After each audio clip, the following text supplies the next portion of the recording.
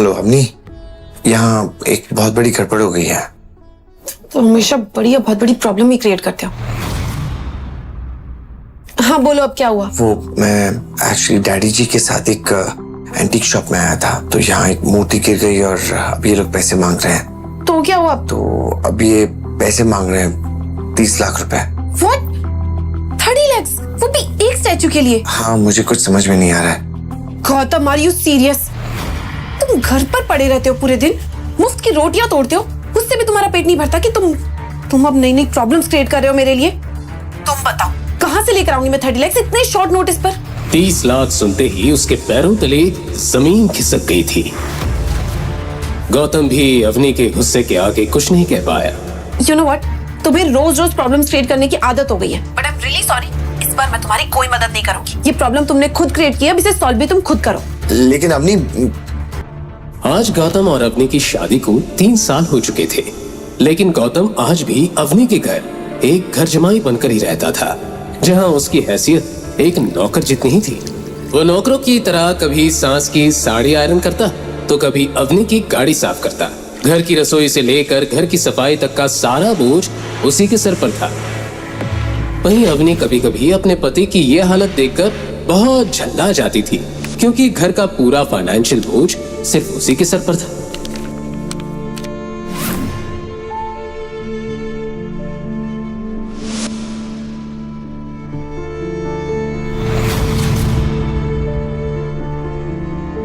लेकिन अम्मी, ये स्टैचू पापा के हाथ से टूटा है, इसमें मेरी क्या गलती है? मुझे समझाने का मौका तो दिया होता, बिना मेरी बात सुने फोन काट दिया तुमने।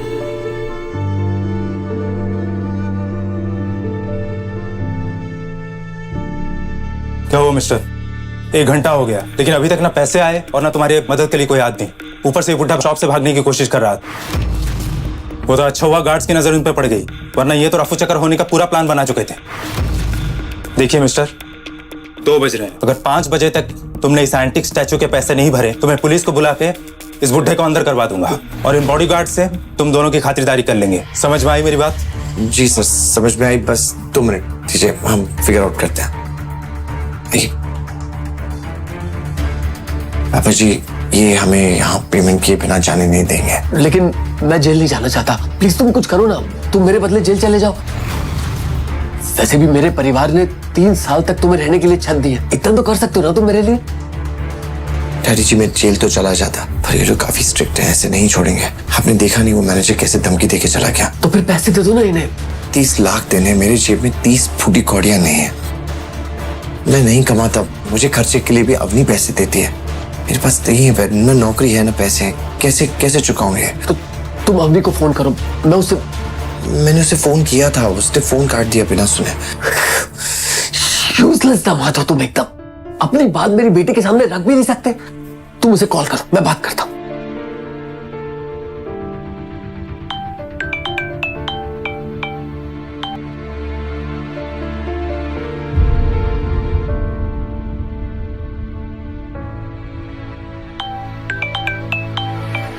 Gautam, are you mad? मैंने कहा ना मुझे काम के टाइम डिस्टर्ब मत किया करो। अब दोबारा कॉल किया ना तो। बेटा, मैं डैडी बोल रहा हूँ। डैड? हाँ बेटा, मुझे तुम्हारी मदद की जरूरत है। मुझसे एक स्टैचू टूट गया और ये लोग पैसे मांग रहे हैं। नहीं दिया तो मुझे जेल भेज देंगे, ऐसा बोल रहे हैं लोग। पर डैड, आपको क्यों? ये गलती तो गौतम की है ना, तो आपको जेल क्यों? बेटा, वो दरअसल मुझसे ही टूट गया था। स्टैचू देखते हुए मैं उसकी पिक्चर्स ले रहा था, मेरा हाथ लग गया और स्टैचू नीचे गिरा और टूट गया। डैड, आप ऑलरेडी जानते हैं कि गौतम ने घर पे कितनी प्रॉब्लम्स क्रिएट कर रखी हैं, और आप भी मेरी लाइफ में नई नई प्रॉब्लम्स लेकर आ रहे हैं। लेकिन बेटा, ठीक है, अब बताइए आप कहाँ पर हैं? मैं मॉम को लेकर आती हूँ। बेटा, एंटीक शॉप पर है, Madhav Nagar. Okay, wait there, मैं अभी आ रही हूँ। अवनी के सामने बहुत बड़ी मुसीबत खड़ी थी, जिससे निकलना उसके लिए आसान नहीं था। दरअसल अवनी के पिता अनिल सिंह जोधपुर के अमीर परिवारों में से एक थे, लेकिन अनिल की मां गायत्री देवी हमेशा से ही गौतम और अवनी की शादी के खिलाफ थी।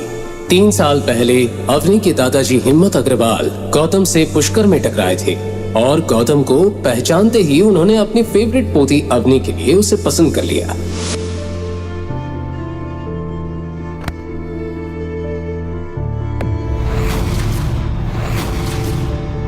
अवनी अपने दादाजी से बहुत प्यार करती थी और उनकी किसी भी बात को टाल नहीं सकती थी। पर शादी के कुछ वक्त बाद ही हिम्मत अग्रवाल दुनिया को अलविदा कह गए, इस राज के साथ कि उन्होंने गौतम को अवनी के लिए क्यों चुना, कैसे पहचानते थे वो गौतम को। फिर उनके जाने के बाद परिवार की बागडोर उनकी पत्नी और अवनी की दादी गायत्री देवी ने अपने हाथों में ले ली।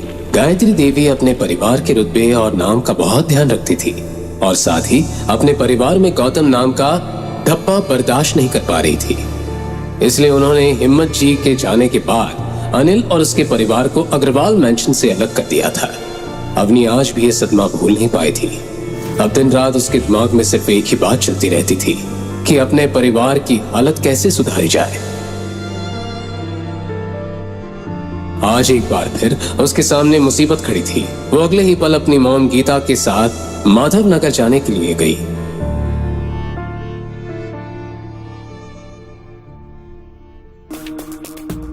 डैड, अब ठीक तो है ना? ये सब हुआ कैसे? अब दोनों इतनी महंगी दुकान में घर क्या रहे थे? वो एक्चुअली हम लोग यहाँ से गुजर रहे थे तो डैडी जी को यहाँ पे ये सब देखने का मन किया, इसलिए हम अंदर आ गए। और फिर एज यूजुअल तुम ये काम भी ढंग से नहीं कर पाए। और अगर इनका स्टैचू देखने का इतना मन था ना तो तुम संभाल लेते ना। लेकिन मम्मी जी मैं इसमें क्या कर सकता था? मैंने तो डैडी जी को बोला पर उन्होंने कहा और तुमने मान लिया। तुम कब से इतने आज्ञाकारी बन गए? मॉम, ये सारी बातें तो हम बाद में भी कर सकते हैं ना। अभी के लिए जो इम्पोर्टेंट है हमें उसके बारे में सोचना चाहिए। ये 30 लाख रुपए आएंगे कहाँ से? इसी बात पर गुस्सा आ रहा है। एक तो ससुर जी हमारे लिए प्रॉपर्टी कुछ भी नहीं छोड़ गए और ये पनौती हमारे नसीब में बांध गए। मॉम, क्या मॉम? तो इस स्टैचू के लिए मैं अपना घर और अपनी कार बेच दूं और सड़क पे आ जाऊं? और वैसे भी इसे बेचने से भी इतने पैसे नहीं आने। सभी प्रॉब्लम का हल ढूंढने के लिए सोच में पड़ गए। टाइम निकलता जा रहा था। वहीं दूसरी तरफ मैनेजर की नजर बराबर अनिल पर ही थी। उसने पैसे मिलने की उम्मीद छोड़ दी थी और कमिश्नर साहब को इन्फॉर्म कर दिया और 3 घंटे पूरे होने का वेट करने लगा। डैड, मैं दादी सर से मदद मांग कर देखूं? उनके जितने भी पैसे होंगे ना मैं धीरे धीरे करके लौटा दूंगी। पर अवनी, दादी सर तुम्हारी मदद नहीं करेगी और तुम्हें पता है इसकी वजह क्या है। पर मॉम, एक बार बात करने में हर्ज ही क्या है? मैं कॉल करती हूँ। अवनी ने अगले ही पल अपनी दादी गीता देवी को कॉल लगा दिया, पर उसे यही डर सता रहा था कि गीता देवी उसका फोन उठाएगी कि नहीं। हाँ दादी सा, मैं अरे तुम्हारा नंबर मेरे पास है, बोलो क्या काम है? गीता देवी बड़े ध्यान से उसकी बात सुन रही थी। हाँ ठीक है, मैं तुम्हें पैसे दे दूंगी, लेकिन इसके बदले में तुम्हें मेरी एक शर्त माननी पड़ेगी। शर्त? कैसी शर्त? हमारी फैमिली जल्द ही जोधपुर के सबसे बड़ी कंपनी चैरियट ग्रुप के साथ मिलकर काम करने जा रही है। अगर आज भी तुम्हारी आंखों में मेरे लिए कोई इज्जत है या मुझे अपनी दादी मानती हो तो अभी के अभी तुम गौतम को तलाक दे दो और चैरियट ग्रुप के चेयरमैन के बेटे कबीर के साथ शादी कर दो। दादी साहब, आप ऐसा कैसे बोल सकती हैं? इस बार तो गौतम की इसमें कोई गलती भी नहीं थी। देखो, मुझे इससे कोई मतलब नहीं है। अगर तुम्हें मेरी शर्त मंजूर है तो मैं तुम्हारी मदद कर दूंगी। दादी साहब, मेरे पापा आपके बेटे हैं, वो अपने बेटे के साथ ऐसा कैसे कर सकती हैं? और आज अनिल जिस प्रॉब्लम में है ना, उसकी वजह सिर्फ तुम हो और इसीलिए अगर तुम्हें मेरी शर्त मंजूर है तो मैं तुम्हें पैसे देने के लिए तैयार हूँ। दादी साहब, मेरी बात। अवनी को अब सामने कोई रास्ता नजर नहीं आ रहा था। अवनी प्लीज डोंट वरी, मैं कुछ करता हूँ। अब क्या करोगे तुम? इतनी बड़ी रकम बाहर जाके भीख मांग के लाओगे क्या? अवनी, तुम मेरी बात सुनो। तुम आज ही के आज इस आदमी से तलाक ले लो। ये तेरी लाइफ से आउट तो फिर दादी सा हमें अपने घर में एंट्री दे देगी। और वैसे भी कबीर तुम्हारा दोस्त है, वो तुम्हें बहुत अच्छे से जानता है और आई एम श्योर वो तुम्हारी हेल्प करेगा। और उसके पापा बहुत पैसे वाले हैं और 30 लाख उनके लिए कुछ भी नहीं है। Come on Avni. गीता देवी को अब कबीर के सिवा कोई रास्ता नजर नहीं आ रहा था, लेकिन कबीर का एक ऐसा सच था जिसे अवनी अच्छे से जानती थी। दरअसल कबीर चैरियट ग्रुप का वाइस चेयरमैन शेखर आनंद का इकलौता बेटा था, जो बचपन से ही अय्याश था। लड़कियां उसकी कमजोरी थी, इसलिए हर तीसरे चौथे दिन कोई ना कोई नई लड़की उसका शिकार हो जाती थी। यूं तो उसके ऊपर बहुत सारे केस भी हुए, लेकिन शेखर आनंद के रुतबे और पैसे के आगे किसी पुलिस वाले की भी नहीं चली। कबीर ने कई बार अवनी पर भी अपने हाथ आजमाने की कोशिश की थी। वो कॉलेज में भी अवनी के आगे पीछे ही घूमता रहता था, लेकिन अवनी ने कभी उसे घास तक नहीं डाली थी। वहीं दूसरी तरफ गौतम, जो अब तक शांत था, कबीर का नाम सुनते ही गुस्से में आ गया। लेकिन इस वक्त कोई उसकी बात सुनने को तैयार नहीं था। वो तुरंत अपना फोन निकालकर शोरूम से बाहर चला गया। शोरूम के बाहर जाते ही उसने मोबाइल में एक नंबर डायल कर लिया। जैसे जैसे उसे फोन की रिंग सुनाई दे रही थी, वैसे वैसे उसकी धड़कनें तेज होती जा रही थी। मुंशी जी। खड़ी होको। घड़ी खम्मा मुंशी जी, कैसे हैं आप? गौतम इस वक्त जिस शख्स से बात कर रहा था वो और कोई नहीं, उसके पापा रघुवेंद्र सिंह राठौड़ के मुंशी कमल स्वरूप थे, जो रंजौड़ की रॉयल फैमिली से बिलोंग करते हैं। गौतम रघुवेंद्र का सबसे छोटा बेटा था, जो असल में रंजौड़ के राजकुमार थे। गौतम अपने पैलेस सुमेर भवन में ही बड़ा हुआ था। ये कहना गलत नहीं होगा कि वो सोने की चम्मच लेकर पैदा हुआ था, लेकिन जैसे जैसे गौतम बड़ा होता गया, उसके दिल में बाहर की दुनिया को जानने पहचानने की दिलचस्पी बढ़ती चली गई। वो हमेशा से अपनी शाही जिंदगी से तंग रहता था। और फिर एक दिन रघुवेंद्र ने उसकी शादी अपने खास दोस्त की बेटी दीपशिका के साथ तय कर दी।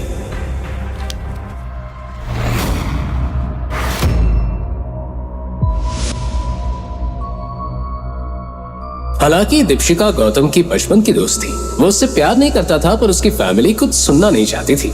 इसलिए जिस दिन शादी तय हुई, गौतम सजे हुए मंडप को सूना छोड़कर भाग निकला।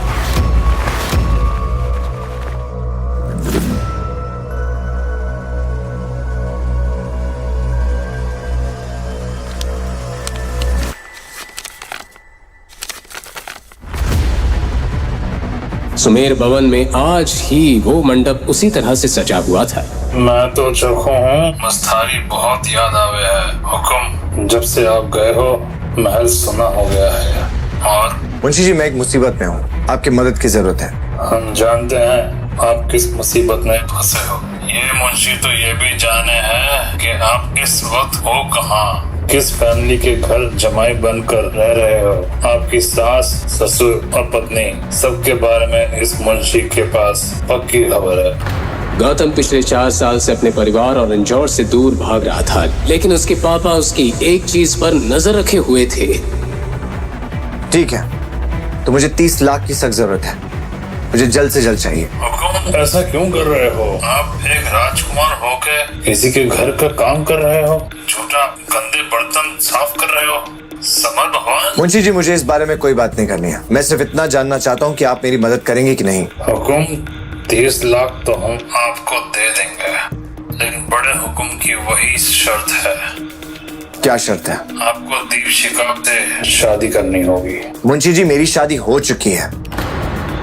मैं दीप्ति से कैसे शादी कर सकता हूँ? ये पॉसिबल नहीं है। बड़े हुक्म, आपकी शादी को शादी नहीं मानते।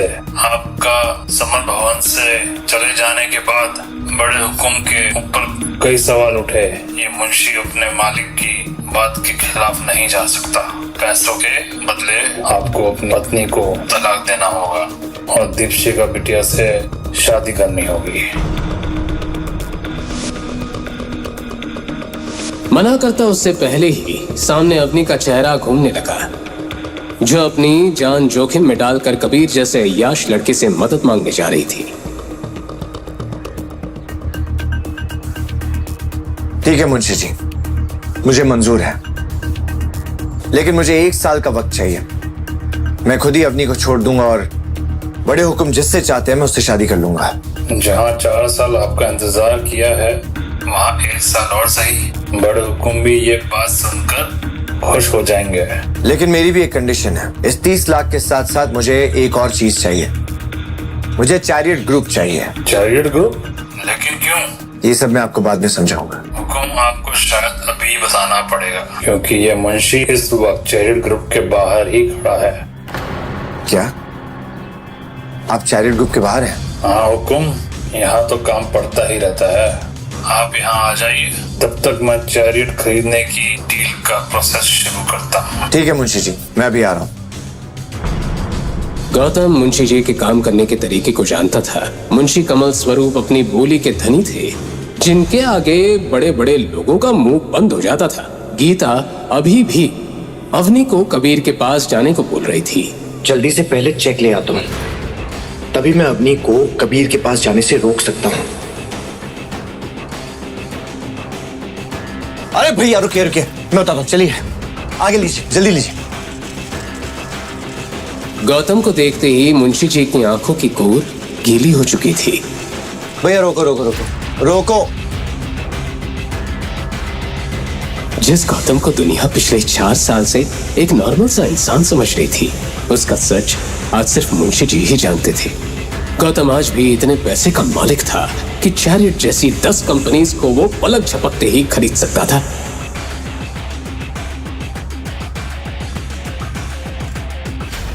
मुंशी जी, कंपनी खरीदने की फॉर्मेलिटीज हो गई? आपके फोन आते ही मैंने सारी फॉर्मेलिटीज पूरी कर दी, बस आपके साइन करने की देरी है।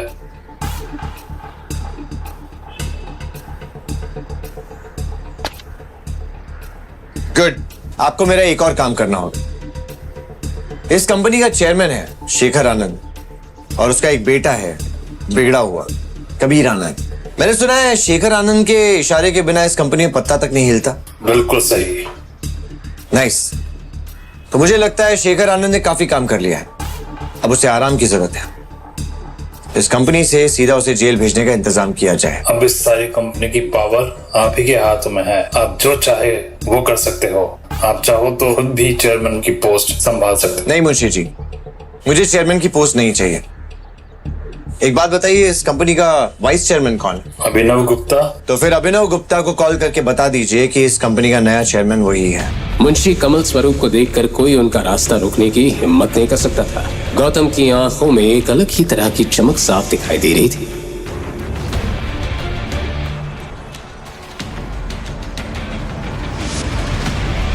लेकिन वही दूसरी तरफ अवनी की टेंशन बढ़ती जा रही थी। उसके सामने कबीर से मदद मांगने के सिवा कोई रास्ता नहीं था। इधर गौतम और मुंशी जी को ऑफिस के अंदर देखते ही एक 32 साल की औरत ने उन्हें केबिन के बाहर रोक दिया। तुम दोनों अंदर कैसे आ गए, वो भी बिना किसी से पूछे? यह औरत शेखर आनंद की पर्सनल सेक्रेटरी शालिनी थी, जो मुंशी जी की पहचान से वाकिफ नहीं थी। मैं यहाँ के चेयरमैन मिस्टर गुप्ता से मिलने आया हूँ। मिस्टर अभिनव गुप्ता इस कंपनी के वाइस चेयरमैन हैं, और वो तुम जैसे सेल्समैन से बिना अपॉइंटमेंट के नहीं मिलते हैं। तो अब यहाँ से निकलो, वरना मैं सिक्योरिटी बुलाऊं। सिक्योरिटी। गौतम के फोन पर अवनी का फोन आने लगा। इससे पहले कि वो फोन उठाकर जवाब देता, उसका मोबाइल लो बैटरी के कारण स्विच ऑफ हो गया। तुम जानती भी हो किससे बात कर रही हो? ये जोधपुर के मुंशी जी, मुझे लेट हो रहा है, गुप्ता जी को बुलाइए प्लीज। हेलो। अभिनव गुप्ता मुंशी जी को अच्छे से जानता था। वो अपने काम छोड़कर तुरंत अपने केबिन से बाहर आ गया। देखो, मैं तुम दोनों को लास्ट वार्निंग दे रही हूँ। मिस कामिनी, ये तरीका है आपका गेस्ट से बात करने का? सॉरी सर, लेकिन शट अप। तुम्हें पता है ना, तुम्हारी इस बदतमीजी की वजह से तुम्हें इस कंपनी से निकाला जा सकता है।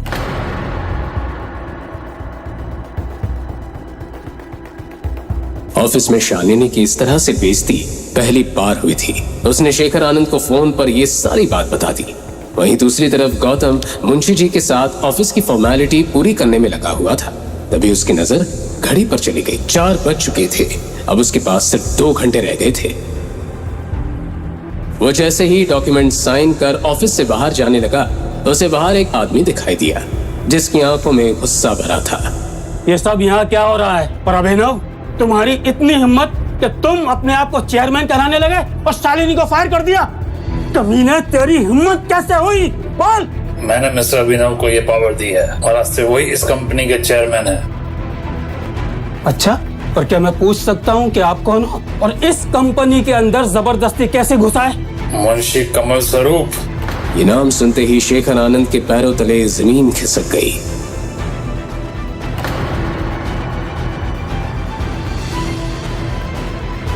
मिस्टर कमल, आपने मुझे पहले नहीं बताया।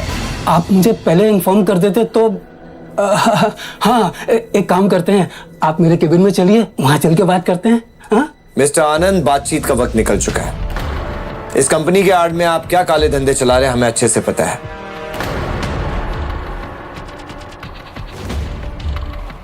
ये लीजिए। गौतम ने उनके हाथ में एक लेटर थमा दिया जिसमें साफ लिखा था कि कंपनी का नया ओनर अब गौतम था।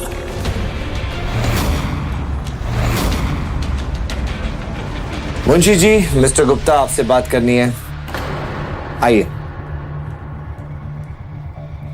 वहीं केबिन के अंदर आते ही गौतम ने अपने घड़ी में टाइम देखा। वक्त निकलने के साथ ही उसके दिल में अवनी और उसकी फैमिली के लिए चिंता बढ़ती जा रही थी।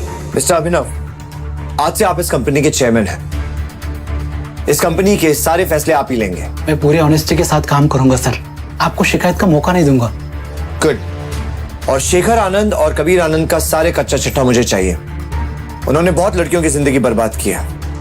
उनके जेल जाने का वक्त आ गया है। आप टेंशन मत लीजिए सर, मेरे पास उनके खिलाफ बहुत सारे सबूत हैं मेरे लॉकर में।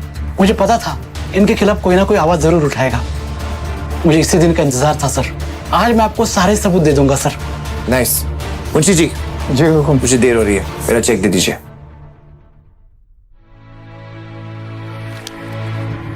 Thank you. मुंशी जी के फोन पर बाहर खड़े बॉडीगार्ड का कॉल आ गया। फोन उठाते ही मुंशी जी हैरानी से गौतम को देखने लगे। हुकुम। अवनी अभी अभी कबीर आनंद के कमरे में गई है।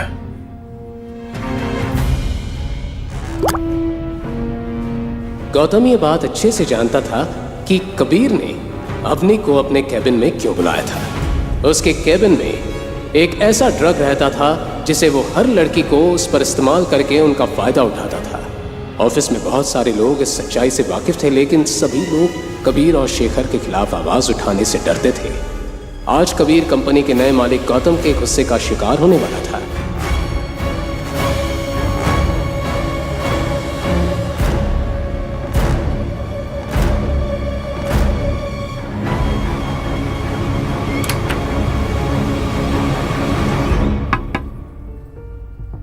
कम इन। मुंशी जी की बात सुनते ही गौतम चेक लेकर कबीर के केबिन की तरफ चला गया। आपको कहीं जाने की जरूरत ना है। हुकुम ये मामला खुद देख लेंगे। और हाँ, हुकुम की असली पहचान किसी को पता नहीं चलना चाहिए। चौकी बात ना होगी। जी मुंशी जी। अवनी, कम।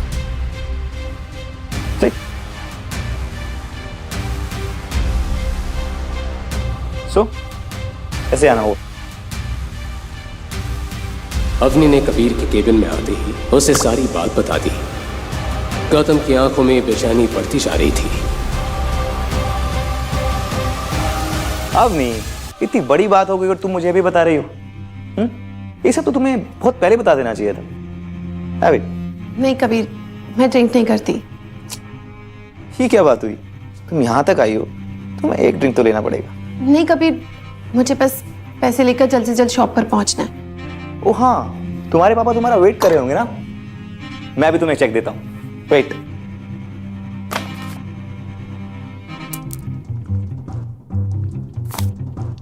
और तुम ड्रिंक नहीं करोगी तो मुझे बहुत बुरा लगेगा।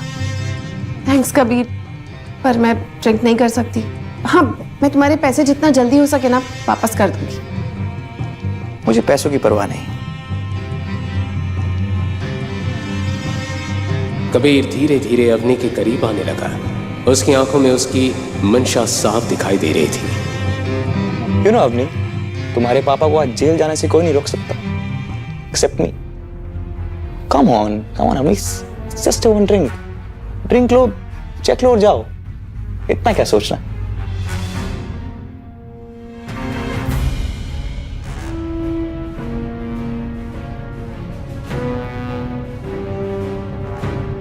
कभी ड्रिंक करने के बाद तुम पक्का मुझे चेक दे दोगे ना? ऑफ कोर्स, पैसा मेरे लिए इतनी बड़ी बात नहीं। Have it. वो मन ही मन अवनी के साथ रात गुजारने का प्लान बना चुका था। अवनी के सामने अब कोई रास्ता नहीं था, लेकिन ग्लास अपने होठों के आगे बढ़ने से पहले ही उसे दरवाजे की जोरदार आवाज सुनाई दी। अवनी के हाथ में ड्रिंक का ग्लास देखते ही गौतम गुस्से में कबीर को देखने लगा। कौन है बे तू? अंदर कैसे आया? गौतम, गौतम तुम यहाँ क्या कर रहे हो? मैं अगर यहाँ नहीं पहुंचता तो ये तुम्हारे साथ न जाने क्या कर रहा होता। गौतम, तुम ऐसा सोच भी कैसे सकते हो? मैं यहाँ कबीर से मदद मांगने के लिए आई हूँ। तुम नहीं जानती कितना गिरा हुआ इंसान है। ओ हेलो, बहुत हुआ तेरा। तुझे पता है तू किससे बात कर रहा है? मेरी तो कबीर, ये मेरे हस्बैंड है। तो यही है वो घर जमाई। अवनी, इससे कहो अभी के अभी मेरे पैरों में गिरकर माफी मांगे, नहीं तो आज यहां से जिंदा बचकर नहीं जाएगा। और अवनी, ये चेक तो तुम भूल ही जाओ।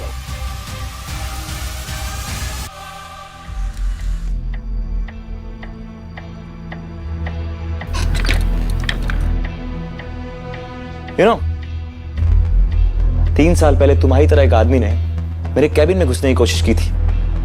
उसकी फैमिली वाले उसकी लाश आज तक ढूंढ रहे हैं।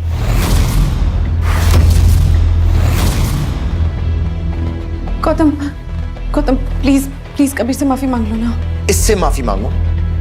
हमने इसकी बातों से डरने की कोई जरूरत नहीं है। ये खोखली धमकियां दे रहा है। ये भौंकने वाला कुत्ता है, काटेगा नहीं। कुत्ता? कबीर, 2 टके एक घर जमाई। अब देखिए कुत्ता क्या करता है। आज की आज तेरी चमड़ी नहीं उधेड़ी ना तो मेरा नाम भी कबीर आनंद नहीं। गौतम। हेलो इंस्पेक्टर शिवा, मैं कबीर आनंद बोल रहा हूँ। अभी कभी चेहरे आई है, किसी की चमड़ी उधेड़नी है। और अवनी, ये चेक तो तुम भूल ही जाओ। आज ये जेल जाकर रहेगा। कबीर, कबीर मैं गौतम की तरफ से तुमसे माफी मांगती हूँ प्लीज। नहीं अवनी, आज इसे जेल जाने से कोई नहीं रोक सकता। एंड फाइनली तुम उसके बाद मेरी हो पाओगी। गौतम, ये तुम क्या कर रहे हो? तुम जानते नहीं हो ये फिनिश्ड मैन। ये थप्पड़ मारना बहुत महंगा पड़ेगा।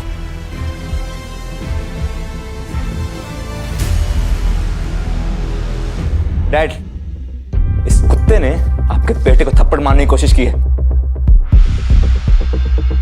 अपने पापा को इस हालत में देखकर कबीर की आंखें फटी की फटी रह गई। इससे पहले कि उसे ये बात समझ में आती, 2 हवलदारों ने उसे पकड़कर हथकड़ी पहना दी और घुटनों के बल जमीन पर गिरा दिया। इंस्पेक्टर, तुम्हारा दिमाग खराब हो गया क्या? मिस्टर कबीर आनंद, मैं तुम्हें और तुम्हारे बाप को लोगों को लूटने और उनके साथ फ्रॉड करने और बहुत सी लड़कियों की जिंदगी बर्बाद करने के जुर्म में गिरफ्तार करता हूँ। डैडी, ये क्या बकवास कर रहा है? शेखर आनंद के मुरझाए हुए चेहरे ने सारी सिचुएशन बयां कर दी थी। अवनी को अब तक कुछ समझ नहीं आ रहा था। इंस्पेक्टर साहब, इसने मेरी पत्नी को ये ड्रिंक पिलाने की कोशिश की और इसमें कुछ ड्रग्स भी डाले। प्लीज चेक कर लीजिए। ये बात सुनते ही इंस्पेक्टर अपना रुमाल निकालकर ड्रिंक चेक करने लगा। उसने थोड़ी ड्रिंक अपने रुमाल में डाल दी, लेकिन कुछ ही देर बाद जब रुमाल का रंग सुर्ख नीला पड़ने लगा तो सभी हक्के बक्के रह गए। आपने सही कहा मिस्टर गौतम। इस ड्रिंक के अंदर ट्राइएजोलम नाम का एक ड्रग है जो बेहद ही खतरनाक है। हवलदार, एविडेंस के साथ ले चलो दोनों बाप बेटे को। जेल की हवा खाएंगे तो दोनों का दिमाग ठिकाने आ जाएगा। तुम ऐसे नहीं कर सकते। मुझे अभी कभी कमिश्नर से बात करनी है।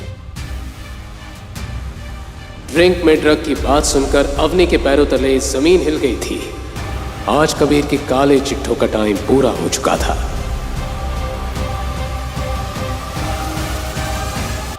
अवनी, गौतम के पास बताने के लिए बहुत सारी बातें थी, लेकिन वो इस वक्त अपनी सच्चाई नहीं बताना चाहता था।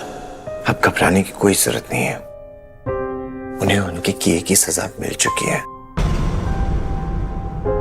गौतम ने अपनी जेब से 30 लाख का चेक निकालकर अवनी की तरफ बढ़ा दिया। ये देखो, डैडी जी को बचाने के लिए मैंने पैसों का इंतजाम कर लिया है। लेकिन इतना बड़ा अमाउंट तुमने इतनी जल्दी कैसे अरेंज किया? गौतम अगर सच बताता तो बहुत बड़ी मुसीबत में फंस सकता था, इसलिए वो बिना कुछ कहे खामोश रहा। गौतम, मैं तुमसे कुछ पूछ रही हूँ। तुम्हें ये चेक किसने दिया? वो मैंने अपने एक दोस्त से उधार लिया है। उसकी कंपनी में बहुत सारा फायदा हो गया था, तो उसने मुझे उधार दे दिया।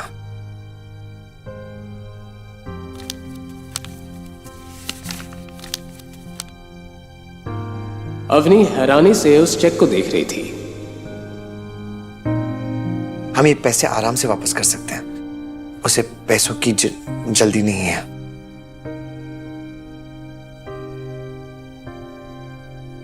अवनी 40 मिनट बचे हैं, हमें शोरूम चलना होगा। तुम लोग हमारा वेट कर रहे होंगे। वहीं दूसरी तरफ अनिल और गीता शोरूम के एक कोने में बैठे थे। 2 हट्टे कट्टे गार्ड्स ने उन्हें घेर रखा था। सभी को सिर्फ मैनेजर के कमांड का ही इंतजार था। साथ ही मैनेजर ने कमिश्नर को फोन करके शोरूम आने के लिए भी कह दिया। 10 मिनट रह गए हैं और तुम्हारे दामाद और बेटी भी गायब है। मुझे नहीं लगता तुम लोग पैसे दे पाओगे, इसीलिए जेल जाने के लिए तैयार है। अवनी बेटा, पैसों का कुछ इंतजाम हुआ? मेरा तो जी गले तक आ गया है। मॉम डोंट वरी, ये रहा चेक।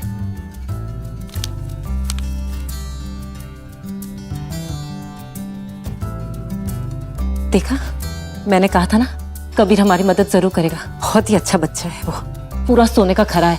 ये तुम्हारे गौतम जैसा नहीं है। देखो गौतम, दिखाई दे रहा है ये चेक? ये तुम्हारे औकात से बाहर की बात है। कबीर मेरी बेटी का दोस्त है, मेरी बेटी, और तुम अब आज के आज ही मेरी बेटी को तलाक दे दो। अब मैं अपनी बेटी की जिंदगी तुम्हारे जैसे निकम्मे के साथ नहीं देख सकती। क्या क्या ख्वाब देखे थे मैंने अपनी बेटी के लिए, और तुम जैसा भूत हमारे पल्ले पड़ गया है। मॉम, अरे तुम जैसा आप सोच रही है वैसा कुछ भी नहीं है। दरअसल वो तू चुप ही रहे, तुझे सही और गलत दिखना ही बंद हो गया है। ये आदमी तेरे पल्लू से बंध गया है, तू उसे छोड़ क्यों नहीं देती है? कबीर का नाम सुनकर अवनी को ड्रिंक वाली बात याद आ गई। मॉम, ये पैसे मुझे गौतम ने दिए हैं, कबीर ने नहीं।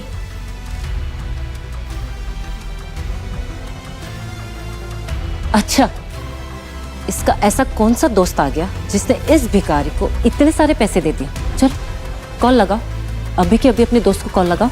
गौतम हड़बड़ाकर अपने आसपास देखने लगा। वहीं गीता लगातार शक भरी निगाहों से उसे देख रही थी। करो अपने दोस्त को कॉल। दरअसल मेरा दोस्त ट्रैवल कर रहा है, उसके असिस्टेंट ने मुझे चेक दिया। आप लोग ये अपना फैमिली ड्रामा घर जाके कर लेना, मुझे चेक दे दीजिए। हाँ,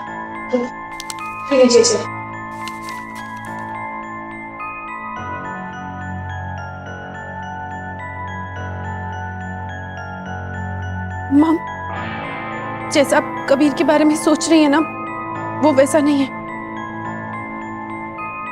कबीर ने पैसों के बदले मेरे साथ जबरदस्ती करने की कोशिश की, और अगर गौतम बस सही वक्त पर नहीं आते ना, तो वो अपने प्लान में कामयाब भी हो जाता। ठीक तो है। गीता को अपने कानों पर यकीन नहीं हो रहा था। तुम्हें तो कुछ नहीं हुआ ना बेटा? No, Dad. I'm fine now. तो यही सबसे बड़ी सोचने वाली बात है कि गौतम ये पैसे लाया कहां से। खैर, मुझे इन सबसे कोई मतलब नहीं है। जिंदगी में पहली बार इसने कोई ढंग का काम किया है। अरे खाक ढंग का काम किया, पता नहीं कहां से मांग के लाया होगा। हमें सबके पैसे चुकाने होंगे ना।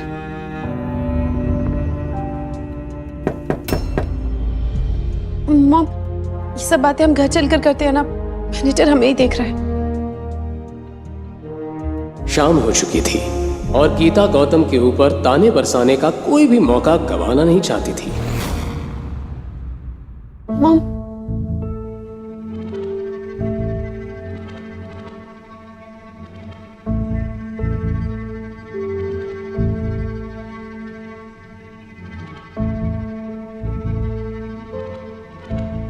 यहाँ खड़े मत रहो, मेरे लिए चाय ले आओ। जी मैम। और सुनो, चाय में दूध और इलायची कम डालो। तुम्हारे बाप दादा ने कोई हमें खजाना नहीं दिया हुआ है, समझे?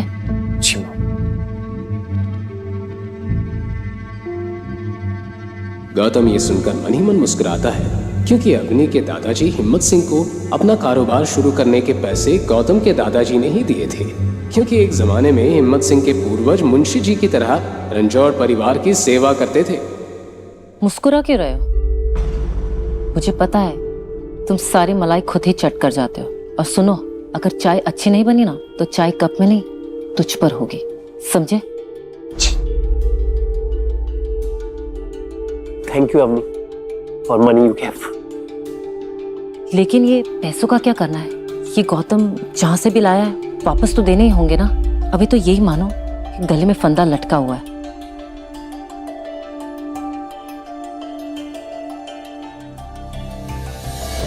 अवनी अपनी सेविंग्स के बारे में सोचने लगी, क्योंकि उसे भी जल्दी से जल्दी गौतम से लिए पैसे वापस लौटाने थे।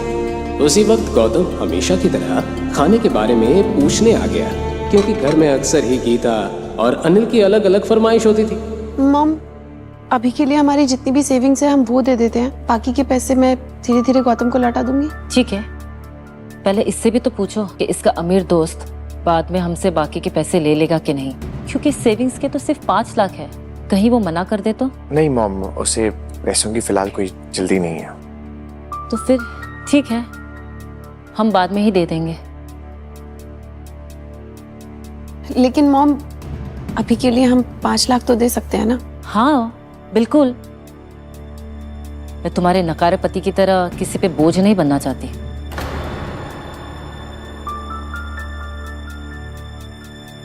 अच्छा गौतम, जब तुम पैसे रिटर्न करोगे ना अपने फ्रेंड को, तो मेरी तरफ से थैंक यू बोलना।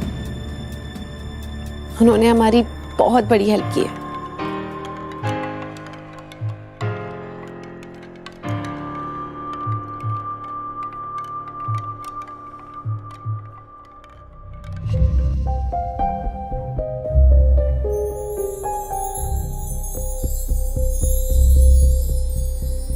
पिछले 4 सालों में गौतम घर का काम करने और खाना बनाने में इतना माहिर हो चुका था कि उसे किसी भी राजस्थानी डिश बनाने में टाइम नहीं लगता था। कुछ देर में सभी खाना खाकर अपने रूम में चले गए।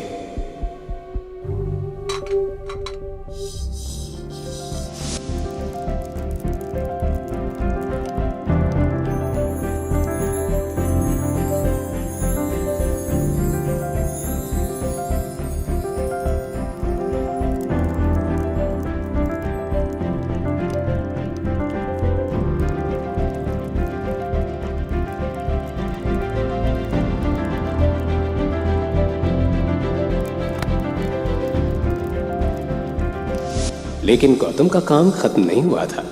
वो किचन में बर्तन साफ करने में लगा था। उस गौतम ने वक्त के साथ साथ हर चीज में अपने आप को ढाल लिया था। बर्तन साफ करते हुए उसके सामने अचानक ही अवनी का चेहरा आ गया। आज पहली बार उसने अवनी की आंखों में खुद के लिए इज्जत देखी थी। वो मन ही मन मुस्कुराता हुआ इस बात के बारे में सोच रहा था कि तभी उसके मोबाइल की रिंग बजने लगी। सॉरी सर, मैंने आपको डिस्टर्ब किया। दरअसल अपॉइंटमेंट लेटर पे आपकी साइन चाहिए थी। कल कब फ्री है सर आप? मैं कल सुबह ऑफिस आ जाऊंगा। Okay sir. इतनी रात को तुम फोन पे किससे बात कर रहे थे? मैं वो क्रेडिट कार्ड वालों का बहुत फोन आने लग गया आजकल। किसी भी टाइम पे फोन करते बहुत परेशान कर रखा है। मैं भी परेशान हो गया हूँ इन लोगों से।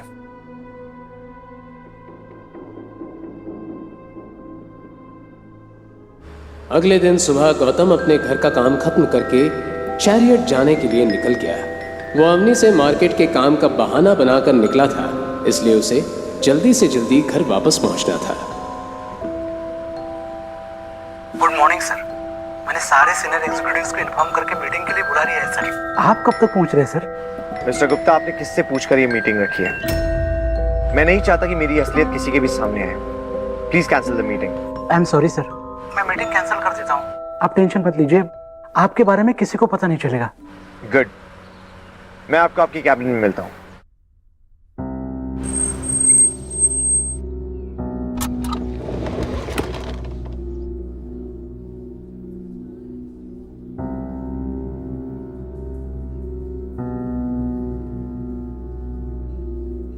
अरे जीजा सा, आप यहाँ कहीं रास्ता तो नहीं भूल गए? क्योंकि लूजर्स के लिए इस कंपनी में कोई जगह नहीं। दरअसल उसके सामने खड़ी लड़की और कोई नहीं, अवनी की कजिन शनाया थी। शनाया बचपन से ही अवनी को पसंद नहीं करती थी। इसकी कई वजहें थी। अवनी का दिमाग बचपन से ही बहुत तेज था, वो दिखने में बहुत सुंदर थी। अवनी की शादी गौतम जैसे लूजर से होने के बाद शनाया सबसे ज्यादा खुश हुई थी। एक मिनट, आज शनाया की शादी शहर के सबसे अमीर आदमी रघुवीर पंडित के इकलौते बेटे सिद्धार्थ पंडित से होने वाली थी। रघुवीर पंडित भी चैरियट के साथ मिलकर काम करता था। चैरियट की ही बदौलत उसका जोधपुर में बहुत दबदबा था, और इसी दबदबे और नाम को देखकर अवनी की दादी गायत्री देवी ने अपनी पोती की शादी सिद्धार्थ पंडित के साथ तय कर दी। गौतम हमेशा की तरह आज भी शनाया के ताने सुनकर खामोश खड़ा रहा। खैर छोड़ो, तुम क्या ही कहोगे। तुम्हारे जैसे आदमी की हमारे सामने खड़े होने की औकात भी नहीं है। वेल, हम यहाँ शेखर अंकल को अपनी शादी की इनविटेशन कार्ड देने आए थे। अगर तुम चाहो तो तुम भी शादी में आ सकते हो। तुम्हारे लिए वेटर का काम रिजर्व करके रख दूंगी। आपकी शादी में मुझे वेटर बनने का कोई शौक नहीं है।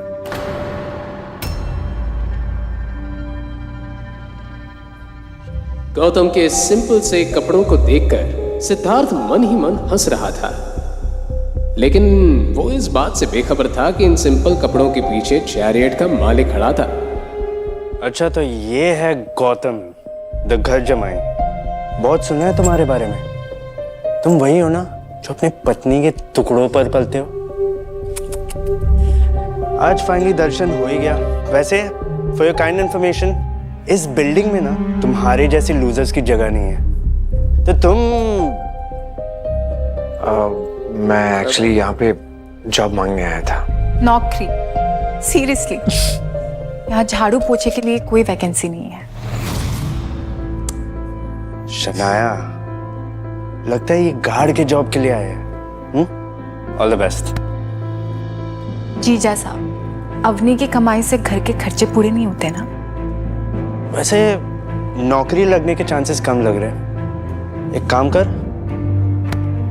ये ले, रख ले, काम आएगा।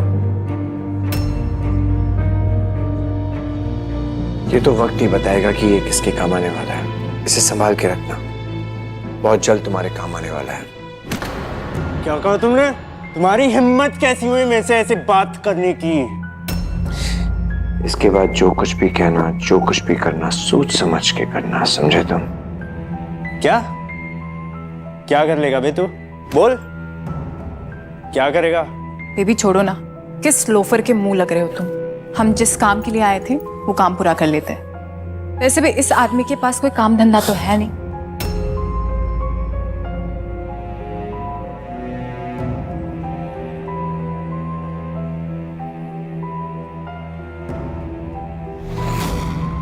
वहीं शनाया और सिद्धार्थ चेयरमैन के केबिन के साइड में आकर खड़े हो गए। सिद्धार्थ के दिमाग में अभी तक गौतम की कही हुई बात चल रही थी। छोड़ो ना बेबी, तुम अभी तक उस घर जमाई के बारे में सोच रहे हो। शनाया, उस घर जमाई ने गलत आदमी से पंगा लिया। वहीं दूसरी तरफ गौतम सीधे अभिनव के केबिन में चला गया। Please come sir. Thank you so much Gupta ji. एक बात बताइए, आप ये रघुवेंद्र पंडित और उसके बेटे सिद्धार्थ पंडित को जानते हैं? हाँ सर, जानता हूँ। रघुवीर जी हमारी कंपनी के साथ बहुत सालों से काम कर रहे हैं। ठीक है, आज के बाद से रघुवेंद्र पंडित की कंपनी के साथ चैरियट ग्रुप काम नहीं करेगा। उनके साथ जो भी डील्स होने वाली है सब कैंसिल कर दी जाए, और उन्हें इन्फॉर्म कर दिया जाए कि जो लोग दूसरों की इज्जत नहीं करते, हम उनके साथ काम नहीं करते। क्योंकि काम जो होता है वो औकात देखकर नहीं, हालात देखकर दिया जाता है। गौतम की बात सुनते ही अभिनव समझ गया था कि गौतम ने बिना कुछ सोचे इतनी बड़ी बात नहीं की है। अभिनव ने इमीडिएटली रघुवीर पंडित को कॉल लगा दिया। गौतम मुस्कुराते हुए पास में रखी चेयर पर बैठ गया। हेलो मिस्टर रघुवीर, मैं अवतार ग्रुप का न्यू चेयरमैन अभिनव गुप्ता बात कर रहा हूँ। न्यू चेयरमैन शब्द सुनते ही रघुवीर एक पल के लिए सक पका गया। Yes mister Gupta. आपके लिए बुरी खबर है, अवतार ग्रुप आपके साथ मिलकर काम नहीं करेगा। आपके साथ हमारी जितनी भी डील साइन हुई हैं, उन्हें मैं अभी के अभी कैंसिल करता हूं। डॉक्यूमेंट आपके ऑफिस तक पहुंच जाएंगे। और हां, एक बात और, अवतार ग्रुप झाड़ू पोंछा लगाने वालों के साथ मिलकर कभी काम नहीं करता। इससे पहले कि रघुवीर ये बात समझ पाता और कुछ जवाब दे पाता, अभिनव ने फोन काट दिया और गौतम को देखने लगा। वहीं दूसरी तरफ सिद्धार्थ और शनाया चेयरमैन से मिलने का वेट कर रहे थे। ऑफिस के अंदर आते ही उसे पता लग गया था कि अवतार ग्रुप का चेयरमैन अब अभिनव गुप्ता बन गया। इस बात से सिद्धार्थ को हैरानी तो हुई, लेकिन वो अभिनव से मिलकर जाना चाहता था। बहुत देर वेट करने के बाद भी सेक्रेटरी उसे अंदर जाने नहीं दे रही थी, लेकिन अब सिद्धार्थ के सब्र का बांध टूट चुका था। और कितनी देर वेट करना होगा मुझे? आप एक बार चेयरमैन सर को कॉल कीजिए। मेरा नाम सिद्धार्थ पंडित है, वो शायद मेरे बारे में जानते होंगे। जैसे ही सिद्धार्थ की बात खत्म हुई, सेक्रेटरी के पास अभिनव का कॉल आ गया। अभिनव से बात करने के बाद सेक्रेटरी सिद्धार्थ को देखने लगी। देखते ही देखते उसने सिक्योरिटी को कॉल कर दिया, जल्दी से चेयरमैन सर के केबिन पर कुछ लोग भेजो। चेयरमैन शब्द सुनते ही सिक्योरिटी गार्ड्स भागते हुए बिल्डिंग के अंदर आ गए। सिद्धार्थ और शनाया इससे पहले कि कुछ समझ पाते, उनके सामने गन्स लिए बहुत सारे गार्ड्स खड़े हो गए। ओ हेलो, तुम लोगों का दिमाग खराब हो गया है, इस तरह घेर कर क्यों खड़े हो? I am sorry mister Siddharth Pandit, लेकिन आपकी कंपनी के साथ अवतार ग्रुप ने सारी डील्स कैंसिल कर दी हैं और चेयरमैन सर ने कहा है कि हम झाड़ू पोंछा लगाने वालों के साथ काम नहीं करते। व्हाट? ये क्या बकवास है? सिद्धार्थ ये कहते हुए सोच में पड़ गया, क्योंकि अभी अभी उसने यही बात गौतम से कही थी। लेकिन इससे पहले कि वो इस बात के बारे में सोचता, उसे अचानक याद आया कि उनका आधा काम अवतार ग्रुप की वजह से चल रहा था। अगर आज अवतार ग्रुप उनके साथ सारी डील्स कैंसिल कर देता है तो वो रातों रात सड़क पर आ जाएंगे। ये बात सोचते हुए उसका माथा पसीने से तरबतर हो गया।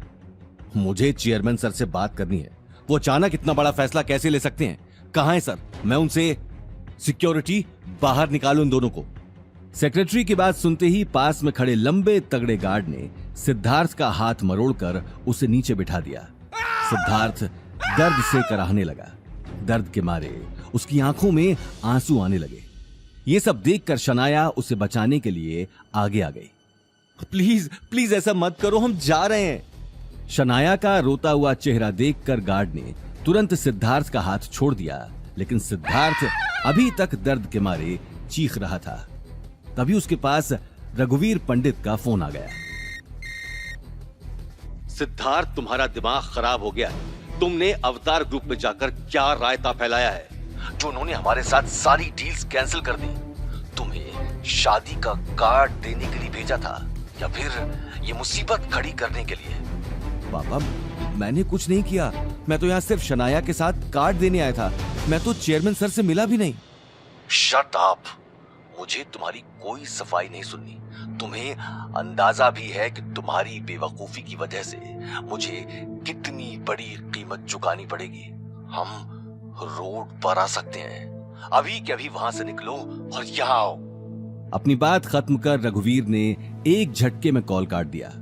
कॉल कटने के बाद सिद्धार्थ अपने आसपास खड़े गार्ड्स को देखने लगा और बिना कुछ कहे बिल्डिंग के बाहर चला गया। उसे जाते हुए देखकर शनाया भी वहां से निकल गई। अचानक इतनी बड़ी बात ने सिद्धार्थ को अंदर तक हिला दिया था। वो अभी तक समझ नहीं पाया कि असल में हुआ क्या। कार में बैठते ही अचानक उसका ध्यान गौतम के साथ हुई बहस पर चला गया। शनाया, मुझे लगता है ये सब उस गौतम का ही किया धरा है। शनाया तुरंत बोली, क्या? वो स्टूपिड क्या कर सकता है? उसकी औकात अवतार ग्रुप में सफाई करने की भी नहीं है। मुझे नहीं लगता कि वो कुछ कर सकता है। लेकिन इसके पीछे जो भी गड़बड़ है, मुझे पता करना ही होगा। सिद्धार्थ अगले ही पल शनाया के साथ अपनी कार लेकर निकल गया, लेकिन उसके मन में कहीं ना कहीं शक का बीज पैदा हो चुका था। वहीं दूसरी तरफ सिद्धार्थ को सबक सिखाकर गौतम मन ही मन बहुत अच्छा फील कर रहा था। वो अगले ही पल सारे डॉक्यूमेंट साइन कर अपने घर की तरफ निकल गया, लेकिन घर पहुंचते ही उसका खिलखिलाता हुआ चेहरा एक ही पल में मुरझा गया। हॉल के सोफे पर अवनी की दादी गायत्री देवी बैठी थी। गायत्री देवी ने अपने गले में सोने की एक बड़ी माला पहनी हुई थी और हाथों में कई सारी अलग अलग तरह की अंगूठियां। लेकिन उनकी चढ़ी हुई नाक को देखकर ये साफ मालूम चल रहा था कि अनिल के छोटे से घर में आकर उन्हें अच्छा नहीं लग रहा था। अनिल जब से अग्रवाल मेंशन से अलग हुआ था तब से गायत्री देवी ने अनिल के घर पर कदम नहीं रखा था। आज अचानक उन्हें सोफे पर बैठा देख गौतम के मन में ढेर सारे सवाल चलने लगे। वो अगले ही पल गायत्री देवी के पैर छूने के लिए आगे आ गया। गौतम को देखते ही गायत्री देवी ने अपना मुंह घुमा लिया, क्योंकि गौतम उन्हें फूटी आंख भी पसंद नहीं था। एक अजीब सी खामोशी हॉल में छाई हुई थी। अनिल और अवनी एक दूसरे को देख रहे थे। उसी वक्त गीता ने चाय का कप गायत्री देवी के सामने रख दिया। ये लीजिए मासा चाय। गायत्री देवी बिना कप को हाथ में लिए उसे सूंघने लगी। कप को सूंघते ही उसने अपनी नाक चढ़ा ली और गुस्से में गीता को देखने लगी। इतनी पतली चाय, लगता है सारी मलाई खुद ही चट कर जाती हो। चाय पतली और तुम मोटी होती जा रही हो। डस्टबिन में फेंक दो इसे। ये बात सुनते ही गीता ने अपना सर नीचे कर लिया। जैसे गीता गौतम को ताने कसने का एक भी मौका नहीं छोड़ती, वैसे ही गायत्री देवी गीता को जलील करती है। सुनो तुम सब, मैं यहाँ बस शनाया की शादी का कार्ड देने आई हूँ।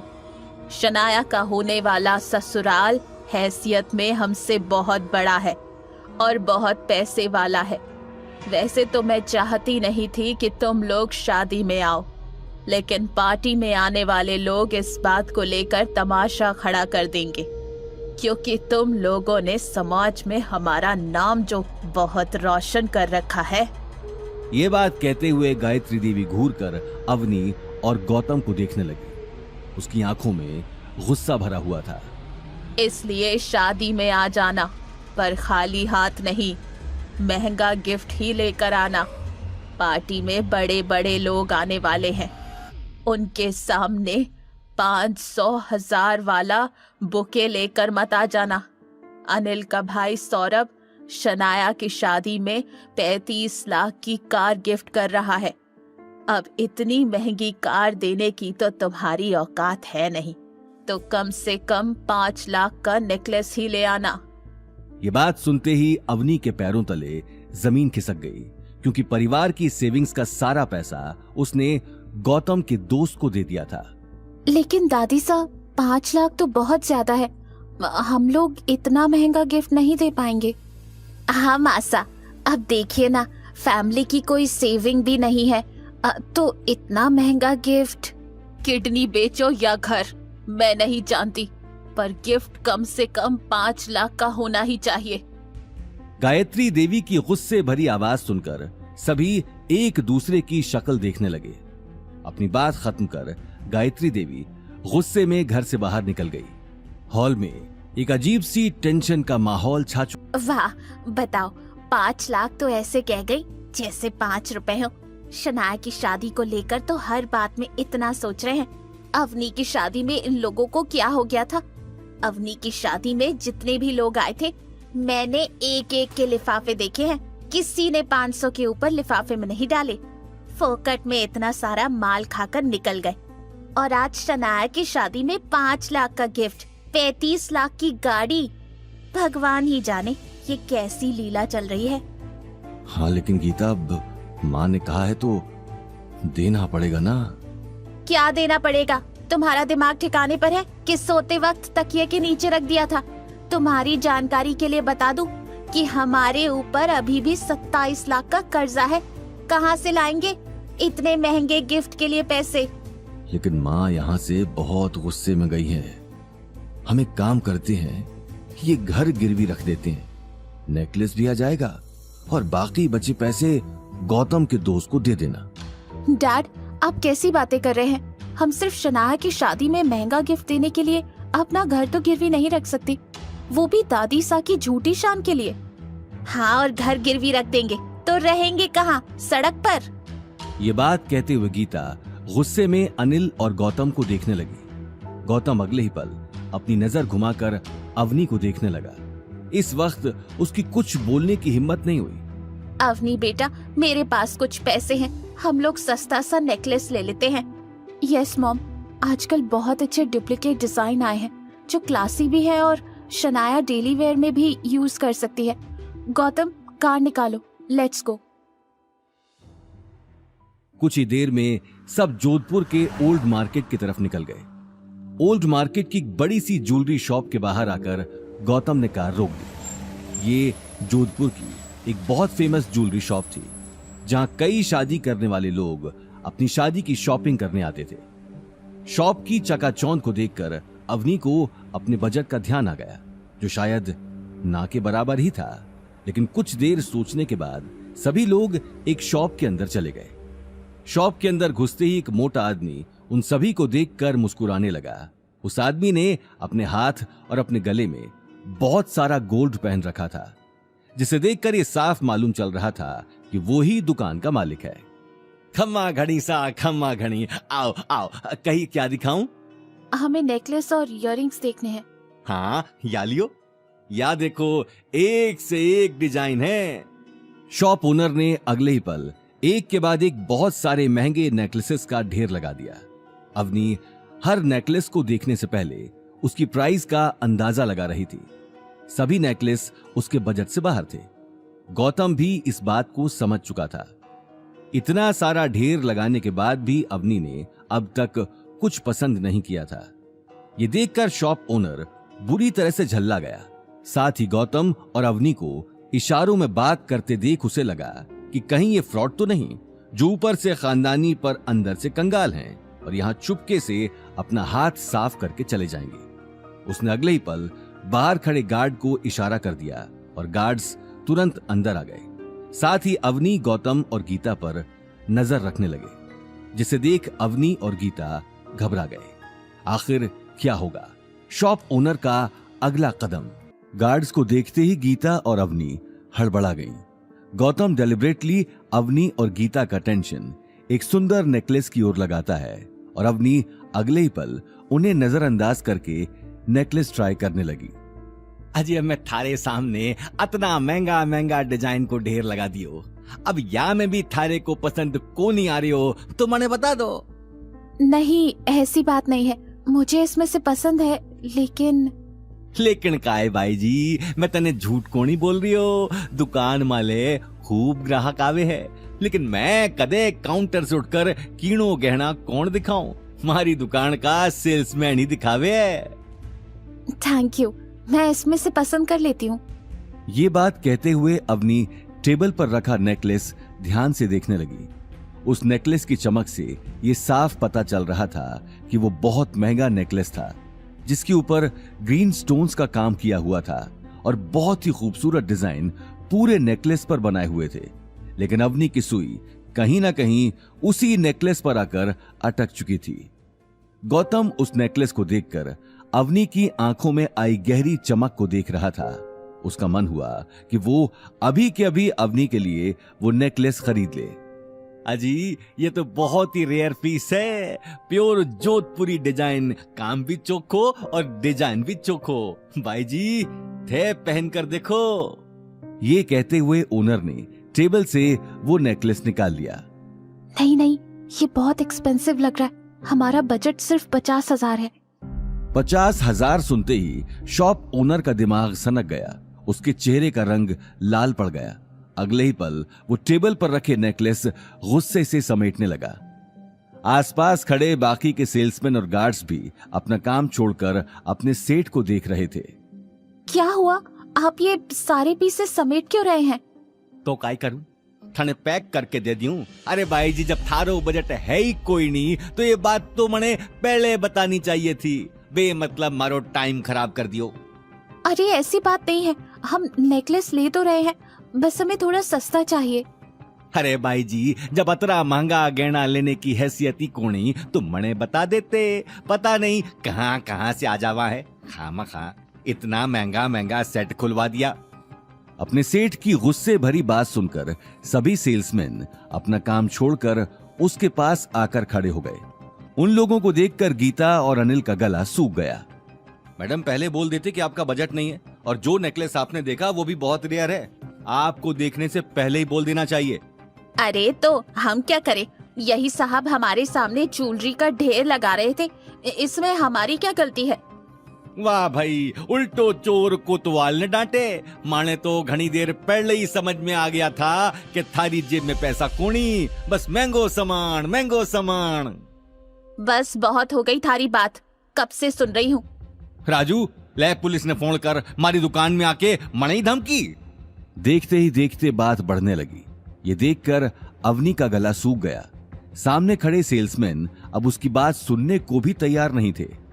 गौतम चलो हम कहीं और चलते हैं। मैडम कहीं और जाकर उनका भी टाइम खराब मत कर देना। ये बात सुनते ही काउंटर से दूसरा सेल्समैन निकलकर बाहर आ गया और गुस्से में गौतम और अनिल को देखने लगा। अरे सर, इन लोगों की वजह से ही मार्केट बदनाम होता है। मैंने कल भी इन दोनों को एंटीक मार्केट में देखा था।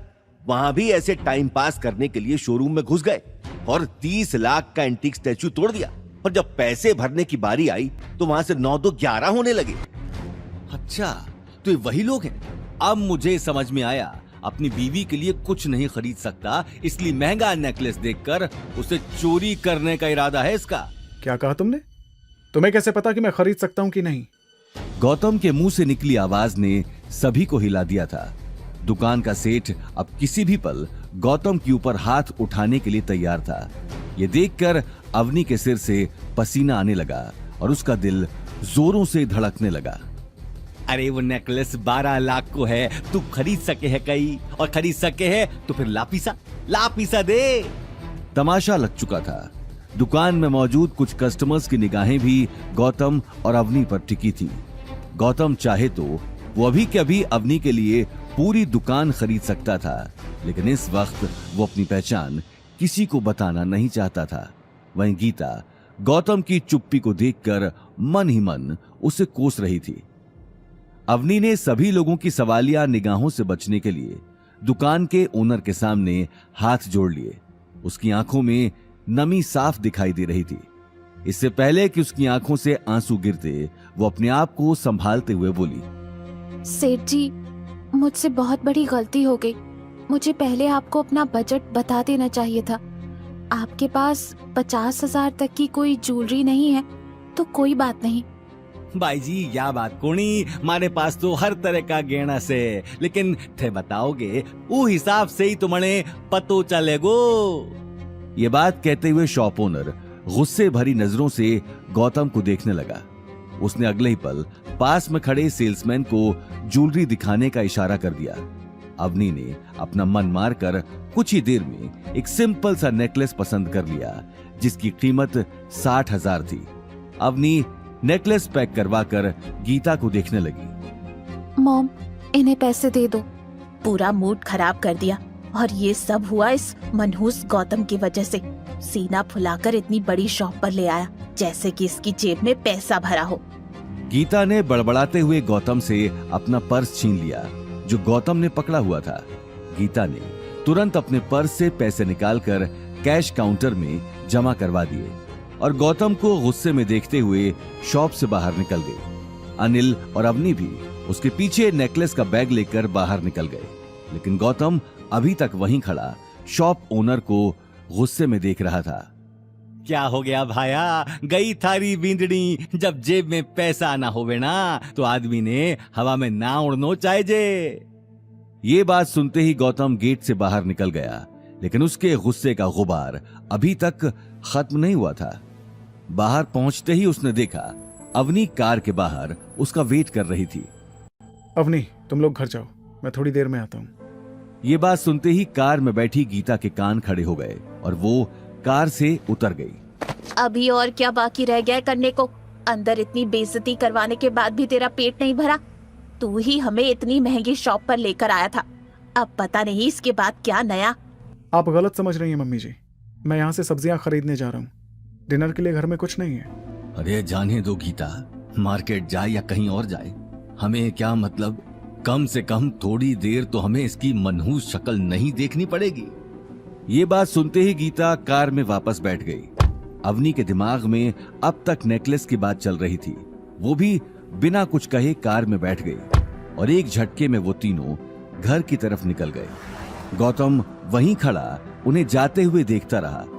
अपनी आंखों से अवनी की कार ओझल होते ही उसने अपनी शर्ट की बाहें चढ़ा ली और दोबारा उसी ज्वेलरी शॉप पर चला गया। शॉप में अब भीड़ बढ़ चुकी थी। ओनर के साथ साथ सभी सेल्समैन कस्टमर्स को अटेंड करने में लगे हुए थे। उसी वक्त शॉप ओनर के सबसे पालतू सेल्समैन की नजर गौतम पर चली गई और वो काउंटर से निकलकर गौतम के सामने खड़ा हो गया। सर, अभी शॉप पर बहुत सारे कस्टमर्स हैं, इसलिए प्लीज यहाँ से चले जाइए। वो 12 लाख वाला नेकलेस निकालो, मैं उसे खरीदना चाहता हूँ। गौतम की बात सुनते ही सभी सेल्समैन हंसने लगे। ओनर भी अपनी हंसी पर कंट्रोल नहीं कर पा रहा था। काई नेकलेस भाया, दिमाग बाहर छोड़ आयो कहीं। सेठ जी, लगता है अचानक इसके अंदर का मर्द जाग गया है। सभी गौतम को देखकर तरह तरह के ताने बरसाने लगे, लेकिन गौतम खामोश खड़ा अपने सामने खड़े सेल्समैन की आंखों में देख रहा था।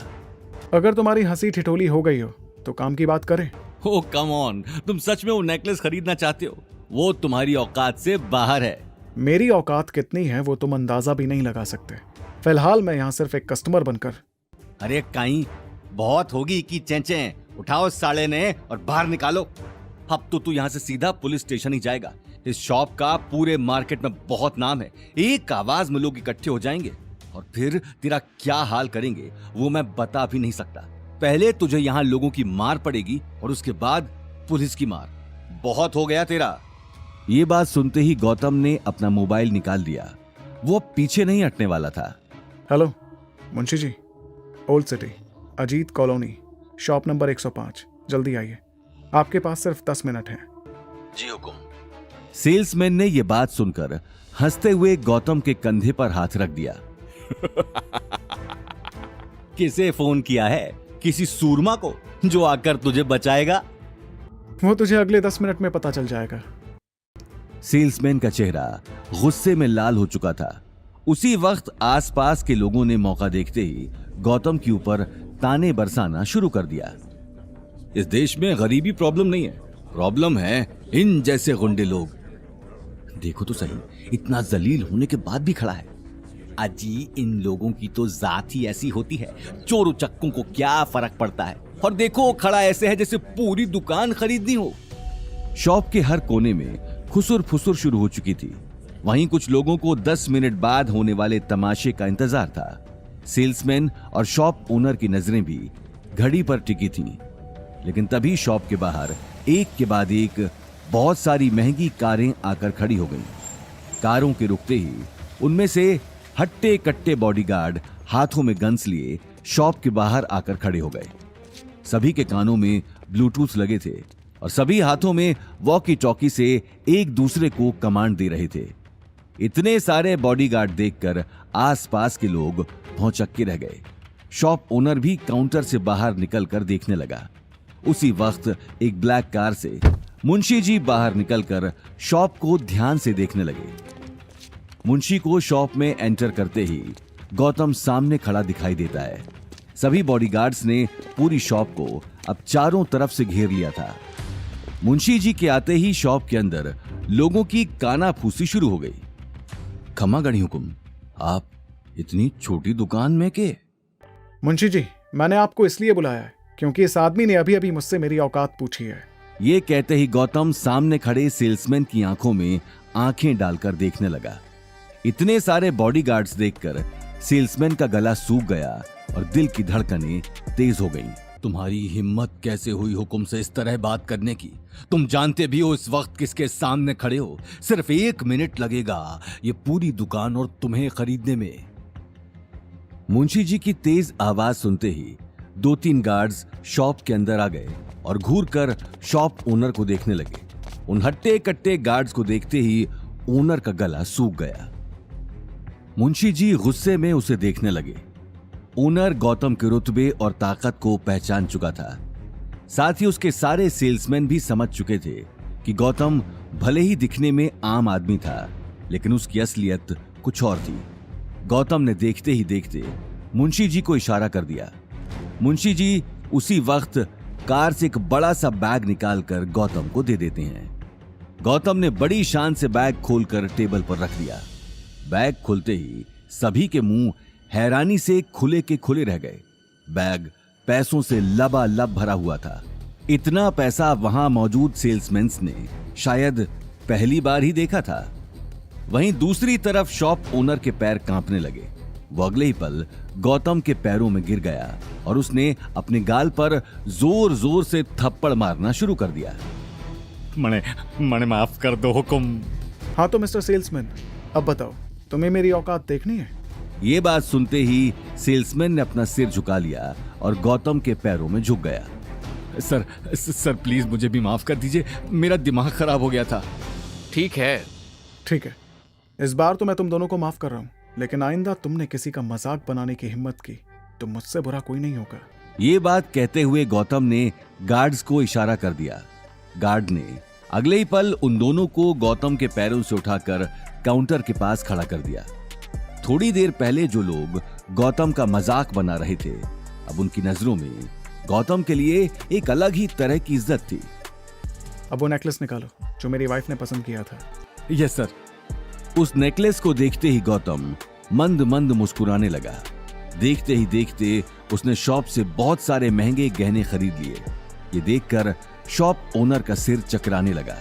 गौतम सारी ज्वेलरी खरीदकर शॉप के बाहर आ गया और कार के पास आकर खड़ा हो गया। मुंशी जी, इन सारे जेवरों को अच्छे से पैक करवा देना और साथ ही कुछ महंगे गिफ्ट्स भी ले लेना। कल अवनी की कज़न की सगाई पार्टी है। आप ये सारे गिफ्ट्स छोटे हुकुम की तरफ से उसके परिवार को दे देना। गौतम की ओर से ना सही, लेकिन छोटे हुकुम की ओर से तो ये हो ही सकता है। मैं नहीं चाहता हूँ कि मेरे होते हुए अवनी का सिर किसी के सामने झुके। और हाँ, ये नेकलेस मुझे अलग से कल पार्टी में दे देना। मैं अवनी को कोई बहाना बनाकर खुद दे दूंगा। जैसा आप कहो हुकुम, पर छोटा मुंह बड़ी बात। आपसे पूछना चाहूं, आप खुद अवनी को नेकलेस क्यों नहीं देते? आप अपना सच क्यों नहीं बता देते? नहीं मुंशी जी, अभी सही टाइम नहीं है। अवनी को मैं अपना सच बताऊंगा जरूर, मगर वक्त आने पर। जी हुकुम, वैसे भी अच्छा ही है। अगर आपके ससुराल वाले जान गए कि आप रंजौर के राठौर हो तो वो अवनी से आपका तलाक कभी नहीं होने देंगे। गौतम कुछ कहता नहीं है, पर उसकी आंखों से साफ पता चल जाता है कि वो मुंशी जी की बातों से खुश नहीं है। मुंशी जी भी समझ नहीं पा रहे थे कि आखिर गौतम के दिमाग में क्या चल रहा है।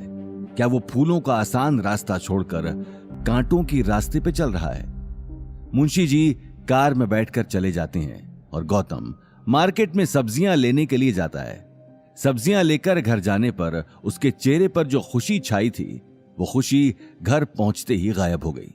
घर में एक अलग ही तरह की बहस छिड़ी हुई थी और गीता को सिर्फ गौतम का इंतजार था। गौतम के घर में आते ही गीता सोफे से खड़ी होकर तालियां बजाने लगी। आइए आइए महाराज, आपने आने में इतना समय लगा दिया। हमें लगा सब्जी लेने कहीं दूसरे देश ही निकल गए हैं। नहीं मम्मी जी, ऐसी बात नहीं है। वो दरअसल। Shut up. आज एक बार फिर तेरी वजह से मेरी बेटी को सबके सामने सिर झुकाना पड़ा। पता नहीं भगवान किस जन्म का बदला ले रहा है। अवनी, तू अभी के अभी इस आदमी को तलाक दे दे। मॉम प्लीज, अब आप फिर मत शुरू हो जाना। वैसे भी आज गौतम की कोई गलती नहीं थी। मैं रोज रोज तलाक की बात सुनकर परेशान हो गई हूँ। तो और क्या करूं?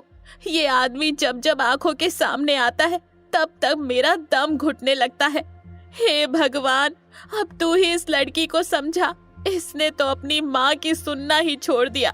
अरे आज एक से एक लड़के इसके लिए लाइन लगाकर खड़े हैं, लेकिन ये है कि अपनी माँ को रोते हुए देखकर अवनी उसके पास बैठ गई। लेकिन गीता का रोना और ड्रामा करना कोई नई बात नहीं थी।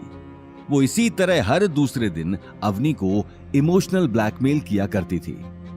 गौतम, तुम जाओ और कुछ खाने को बना दो, मैं मॉम को देखती हूँ। खाना ढंग से बनाना और सिंक में एक भी झूठा बर्तन नहीं होना चाहिए। जी मम्मी जी। गौतम अगले ही पल किचन में चला गया, लेकिन गीता का गुस्सा अभी तक चढ़ा हुआ था। साथ ही उसकी आंखों में आंसू भी थे। मॉम, बस हो गया। बेटा, तू मेरी बात क्यों नहीं समझती? अभी देर नहीं हुई है, बाद में पछताएगी। इसीलिए आज के आज इसे तलाक दे दे। मॉम, आप मुझे लाख समझा लीजिए, लेकिन मैं गौतम को डिवोर्स नहीं देने वाली। ये बात कहते हुए अवनी अपने कमरे में चली गई। कुछ ही देर में गौतम ने सैंडविच बना दिया और अवनी को देने के लिए कमरे में चला गया। वहीं अवनी ने आज डिवोर्स के लिए मना तो कर दिया था, लेकिन उसके दिमाग में अभी तक ज्वेलरी शॉप में हुई बेइज्जती की बात चल रही थी। गौतम ने कमरे में आते ही सैंडविच की प्लेट टेबल पर रख दी और अवनी को देखने लगा। अवनी, कल के गिफ्ट के बारे में ज्यादा मत सोचो, मैं देखता हूँ अगर कुछ हो पाया तो। क्या हो पाया? अब तुम्हें कुछ करने की जरूरत नहीं है। ये मैट्रेस उठाओ और नीचे सो जाओ। अवनी की आवाज में गिफ्ट ना खरीद पाने का गुस्सा साफ दिख रहा था, लेकिन वो इस बात से बेखबर थी कि गौतम ने गायत्री देवी को देने के लिए बहुत सारे गिफ्ट खरीद लिए थे, जिसे देखकर अवनी कल शॉक होने वाली थी। अगली सुबह सभी लोग तैयार होकर अग्रवाल हाउस जाने के लिए निकल गए। अवनी ने एक शानदार ब्लू रंग की ड्रेस पहनी थी, जो उसकी सुंदरता पर 4 चांद लगा रही थी। यही वजह थी कि गौतम कार चलाते हुए बार बार मिरर से उसे देख रहा था। कुछ ही देर में गौतम ने अग्रवाल हाउस के बाहर कार खड़ी कर दी। गीता और अनिल कार से बाहर आकर आसपास की चकाचौंध देखने लगे। कई सारी महंगी गाड़ियों और घर में हुई सजावट को देखकर ये साफ पता चल रहा था कि आज पार्टी में अग्रवाल फैमिली के सभी लोग आए हुए थे। ये देखते ही अनिल को डर लगने लगा और वो अपने हाथ में पकड़ा 50,000 का नेकलेस देखने लगे। देखते ही देखते सभी लोग अग्रवाल हाउस के अंदर चले गए। उन सभी के पार्टी में आते ही पार्टी में मौजूद लोग उन्हें घूर कर देखने लगे। कुछ लोग गौतम को देखकर हंसी ठिठोली कर रहे थे, तो कुछ लोगों ने उसे देखते ही अपना मुंह घुमा लिया। गीता और अनिल गायत्री देवी से मिलने के लिए उसके कमरे में चले गए, क्योंकि गायत्री देवी के कमरे में दहेज का सारा सामान रखा गया था। उन दोनों के जाते ही अवनी भी गौतम से अलग होकर बाथरूम चली गई, क्योंकि पार्टी में मौजूद लोग अभी तक गौतम को देखकर ही बातें बना रहे थे। कुछ ही देर में जब वो बाथरूम से निकली तो उसने देखा कि गौतम बाहर ही खड़ा होकर उसका वेट कर रहा था। अवनी इस बात से परेशान होकर गायत्री देवी के रूम में चली गई। वो गौतम के साथ रहकर लोगों की बातों का शिकार नहीं होना चाहती थी, लेकिन रूम के बाहर पहुंचते ही अवनी को अपनी दादी की गुस्से भरी आवाज सुनाई दी।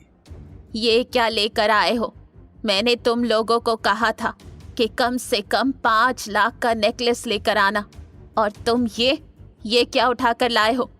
अरे पैसे नहीं थे तो अपने उस निकम्मे दामाद को कहते क्यों नहीं हो कि कुछ काम करे? सारा दिन घर में बैठकर मुफ्त की रोटियां तोड़ता रहता है। ये बात सुनते ही अवनी अपने आप को रोक नहीं पाई और गुस्से में कमरे के अंदर चली गई। दादी सा, ऐसी क्या बड़ी गलती हो गई हमसे जो आप मॉम को इतना डांट रही हो? अवनी की गुस्से भरी आवाज सुनते ही गायत्री ने नेकलेस का डिब्बा उठाकर फेंक दिया और अवनी की आंखों में आंखें डालकर देखने लगी। तुम्हारी हिम्मत कैसे हुई मेरे सामने ऊंची आवाज में बात करने की? आज शनाया की सगाई है, वो भी शहर के बहुत बड़े परिवार के साथ। जब वो लोग पूछेंगे कि आपके होनहार बेटे अनिल ने क्या गिफ्ट दिया, तो मैं क्या जवाब दूंगी? यही कि वो ये सड़ा हुआ सा नेकलेस उठाकर लाया है। ये बात सुनते ही अवनी कुछ कहने के लिए आगे बढ़ी, लेकिन तभी अनिल ने उसे इशारे से रोक दिया, क्योंकि वो गायत्री देवी का गुस्सा अच्छे से जानता था। लेकिन अवनी भी आज किसी की सुनने वाली नहीं थी। हम आपको खुश करने के लिए कुछ भी कर लें, लेकिन आपके ताने कभी खत्म नहीं होते। ये नेकलेस 50,000 का है। 50,000 हमारे लिए बहुत बड़ी बात है, लेकिन आपने इसे यूं ही फेंक दिया। गायत्री देवी के परिवार में आज तक उनसे किसी ने इस तरह बात नहीं की थी। उसका चेहरा अब गुस्से में आग बबूला हो चुका था। तभी उसने पास में रखा गर्मा गर्म चाय का कप उठाकर अवनी पर दे मारा। अवनी ने तुरंत बचने के लिए अपना चेहरा घुमा लिया। चेहरा घुमाते ही उसे बहुत तेज कप के टूटने की आवाज सुनाई दी। अवनी ने जैसे ही अपने चेहरे से बाल हटाकर देखा तो वो हैरान रह गई। सामने गौतम खड़ा था, जिसने गायत्री का हाथ झटक कर कप दीवार में दे मारा था। अवनी, तुम ठीक तो हो ना? कहीं लगी तो नहीं? अवनी की आंखों में हैरानी थी। वहीं गायत्री देवी गौतम को गुस्से में देख रही थी, लेकिन इससे पहले कि वो गौतम को कुछ जवाब देती, उसे बाहर से तेज आवाज सुनाई दी। दादी साहब, करणवीर अंकल आ गए, जल्दी आइए। करणवीर का नाम सुनते ही गायत्री देवी के चेहरे से एक पल के लिए गुस्सा गायब हो गया, क्योंकि करणवीर ही उनकी नजर में उनका सबसे होनहार बेटा था। गायत्री देवी करणवीर को देखने के लिए जैसे ही कमरे से बाहर जाने लगी, उसी वक्त एक 6 फुट लंबा आदमी महंगा सूट पहने कमरे के अंदर आ गया। हाथ में महंगी घड़ी और गले में सोने की मोटी चेन देखकर उसकी अमीरी साफ पता चल रही थी। अरे मासा, कहाँ जा रही हैं? मैं तो आपसे। ये बात कहते हुए वो आदमी अनिल और गीता को नीची नजरों से देखने लगा। अच्छा, तो यहाँ भाई साहब और उनका पूरा परिवार आया हुआ है। वाह, मुझे लगा भाई साहब तो कहीं महंगी पार्टियों में उठते बैठते नहीं होंगे। क्यों भाई साहब? पूछो मत करणवीर बेटा, ये अनिल आज हमारे घर की नाक कटाने का सोच कर आया है। ये देख कैसा सड़ा हुआ सा 50-60 हजार का नेकलेस उठाकर लाया है। ये कहते हुए गायत्री देवी ने जमीन पर पड़े हुए नेकलेस की तरफ इशारा कर दिया। क्या ये 50,000 का नेकलेस? कम से कम खुद की नहीं तो शनाया की ही इज्जत का ख्याल कर लिया होता, जो कल पराए घर में जा रही है। आपको पता है इस बात के लिए उसे कैसे कैसे ताने। चाचा जी, आपके परिवार के पास पैसा है, इसीलिए आप महंगी गाड़ी गिफ्ट कर सकते हैं। और वैसे भी ये पैसा दादाजी का है, आपने नहीं कमाया। पापा को जब अग्रवाल हाउस से अलग किया था, तब दादी ने उन्हें जायदाद में से कुछ नहीं दिया। ये बात तो आपको याद होगी। क्या कहा तुमने? तेरा मतलब मैंने जायदाद का पैसा दबा रखा है क्योंकि मैं अपने बेटों में फर्क करती हूँ? हाँ, आप फर्क करती हैं। और अगर आपको मेरी बात पर शक है तो खुद देख लीजिए, जो हिस्सा डैड को मिलना चाहिए उस पर दूसरे ऐश कर रहे हैं। ये बात सुनते ही करणवीर अपने चेहरे से चश्मा हटाकर आसपास देखने लगा। अनिल और गीता अब तक खामोशी खड़े थे। मासा, छोड़िए इन सारी बातों को, आज इतना खुशी का दिन है और अब कहाँ इन फालतू लोगों, मेरा मतलब है अब फालतू की बातों में पड़ रही हैं। आप मेरे साथ आइए, मैं कार लेकर आया हूँ। मैंने शनाया को भी नीचे बुला लिया है।